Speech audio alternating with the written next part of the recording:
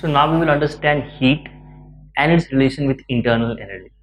और हम देखेंगे कि ये दोनों के बीच में रिलेशन है, उसके अकॉर्डिंगली टेम्परेचर कैसे वेरी करेगा, टेम्परेचर वेरी करेगा यानी हीट वेरी करेगा, तो आपके इंटरनल एनर्जी कैसे वेरी करेगा. So just to understand, let's take an example. We have a beaker again filled with water. ये पूरे चैप्टर में हमको पानी गर्म करना है. और भी एग्जांपल ले सकते हैं वैसे. सो इस केस के लिए मैंने एक ग्लास ऑफ वाटर लिया या फिर लेट्स से बीकर लिया जिसमें पानी भरा हुआ है, और इसके आसपास का जो भी, इसके बाहर जो भी चीज़ें सारा इसके लिए सराउंडिंग है. फॉर एग्जांपल अगर इसके जस्ट पास में इससे कनेक्टेड एक ब्लॉक रखा हुआ है ऐसे, ठीक है, मेटल का ब्लॉक, तो इसको भी हम सराउंडिंग में कंसिडर करेंगे. या फिर इसको हमने टेबल के ऊपर रखा हुआ है, तो ये टेबल भी इसके लिए सराउंडिंग में आ गया. Getting me? तुमने पहले भी देखा हुआ है. तो apart from that glass of water and the water inside the glass, उसके बाहर का सब कुछ सराउंडिंग है. इवन यहाँ पे जहाँ पे एयर इससे कांटेक्ट में आएगा, एटमॉस्फेयर के कांटेक्ट में आएगा, ये भी इसके लिए सराउंडिंग है. So we are assuming that for this case the temperature of the system for this case which is this glass of water is Ts. S represents system, reference के लिए मैंने Ts लिखा. और बाहर का जो टेम्परेचर है सराउंडिंग का, अब वो दोनों एस हो जाएगा, इसलिए मैं क्या करता हूँ, rather than using Ts I am using Te. E stand for environment. तो उसके आसपास जो इन्वायरमेंट है यानी जो सराउंडिंग है उसका टेम्परेचर को मैंने रिप्रेजेंट किया Te से. Now what we will observe, if the temperature of Te and Ts are not same, यानी सराउंडिंग का, इन्वायरमेंट का और सिस्टम का टेम्परेचर अगर सेम नहीं है, if both are not same, there will exchange in heat take place and it will keep on taking place until this both become same. जब तक ये दोनों सेम नहीं हो जाते तो आपका हीट एक्सचेंज कंटिन्यूसली चलते रहेगा, राइट. अब इसके वजह से क्या होगा कि अब देखो इन दोनों को थर्मल इक्विलिब्रियम में आना है तो हीट एक्सचेंज होगा. मतलब अगर मान लो ये गर्म था तो यहाँ से यहाँ पे हीट ट्रांसफर होगा, अगर ये ठंडा था तो ये यहाँ से यहाँ पे हीट लेगा. दोनों ही केसेस में आपको चेंजेस देखने मिलेंगे. किसमें? दोनों में, सराउंडिंग में भी देखने मिलेंगे और सिस्टम में भी देखने मिलेंगे. अब डिपेंड करता है कि आपका सिस्टम और सराउंडिंग का स्केल क्या है. फॉर एग्जांपल इस केस में अगर मेरा इसका टेम्परेचर चेंज हो रहा है, लेट्स से अगर टेम्परेचर लूज कर रहा है, ठीक है, तो वो कहाँ लूज करेगा? वो लूज करेगा इस बॉडी को जो इसके पास में, वो लूज करेगा टेबल को, और वो लूज करेगा इवन इन्वायरमेंट को. ये सभी सराउंडिंग के अंदर ही आता है, राइट. बट आपका सराउंडिंग अगर बहुत बड़ा है कंपैरेटिवली, तो आपको उसके लिए चेंज इन टेम्परेचर कुछ खास देखने नहीं मिलेगा. जैसे कि जो आपका बाहर का एटमॉस्फेयर है, अब ये हीट देगा तो भी ऐसा नहीं कि ये गर्म हो जाएगा. फॉर एग्जांपल आपने अगर यहाँ पे कप ऑफ कॉफी लिया होता है जो 40 डिग्री सेल्सियस पे, वो आप जाके रूम में रख दो, पूरा रूम गर्म नहीं हो जाएगा उसकी वजह से. Getting me? Because cup of coffee में हीट है वो बहुत लिमिटेड है.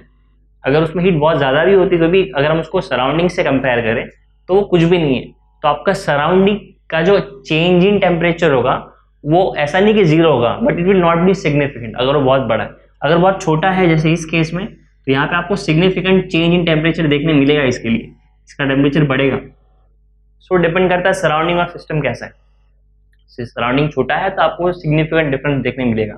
अगर बहुत बड़ा है, जैसे हम अगर आसपास के एटमॉस्फेयर की बात करें, तो उस केस में कुछ खास चेंज देखने नहीं मिलेगा. अब देखते हैं क्या क्या केसेस पॉसिबल है. हमको एक चीज़ पता है कि अगर ये दोनों सेम नहीं रहेगा तो हीट एक्सचेंज होता रहेगा जब तक ये दोनों सेम ना हो जाए, यानी कि until and unless both system and surrounding reach at thermal equilibrium, the exchange of heat will keep taking place. So now we will see 3 different cases how heat can transfer from either from system to surrounding or from surrounding to system. So before we start, we need to know few things. First is, if the transfer of heat is from surrounding to system, that is if heat is gained by the system from the surrounding, for this case when gain of energy will take place by system, for this case we will take always Q as positive. Q is the amount of heat which is exchanged.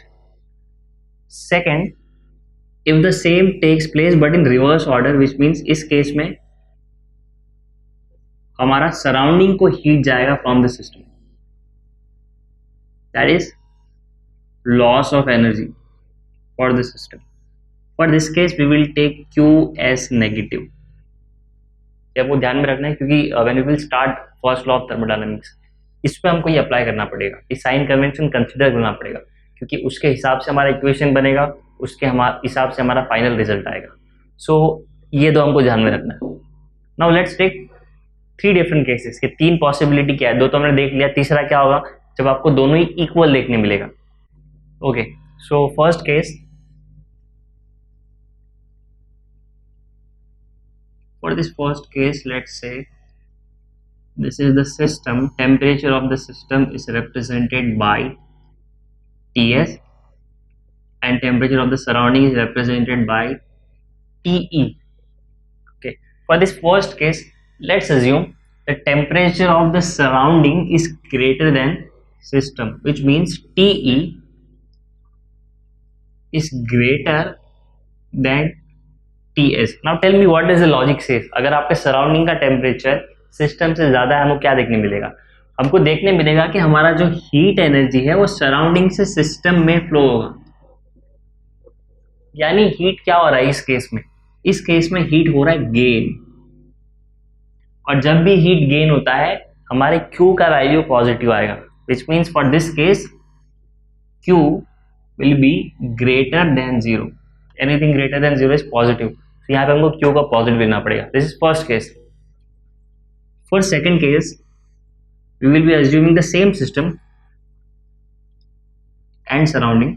We are also taking the temperature for the system as Ts and the surrounding as Te, but the only difference is for this case the temperature of the surrounding is less than the temperature of system, which means for this case the heat transfer will take place in reverse direction. System से surrounding को temperature जाएगा, system से surrounding में heat transfer होगा. सो in short system का मेरा temperature होना चाहिए कम ओवर द टाइम, राइट, क्योंकि वो लूज कर रहा है. So for this case loss in energy will take place, and if loss in energy takes place we take Q as minus, which means we can say that for this case Q will be less than 0, negative. So हमारा दूसरा condition भी fulfil हो गया. Now the third case is the case in which the temperature of the system and the surrounding is same. If the temperature of the system is exactly same as the temperature of the surrounding, that is Ts is equal to Te, which direction will the heat flow? The answer is heat will not flow at all. दोनों का temperature same है, heat flow कैसे देखने मिलेगा? सो इस case के लिए Q will be equal to 0. So if the temperature of system and surrounding is same, Q will be 0. If heat is gained by the system, Q will be more than 0, that is Q will be positive. When heat is lost by the system, Q will be negative, that is less than 0.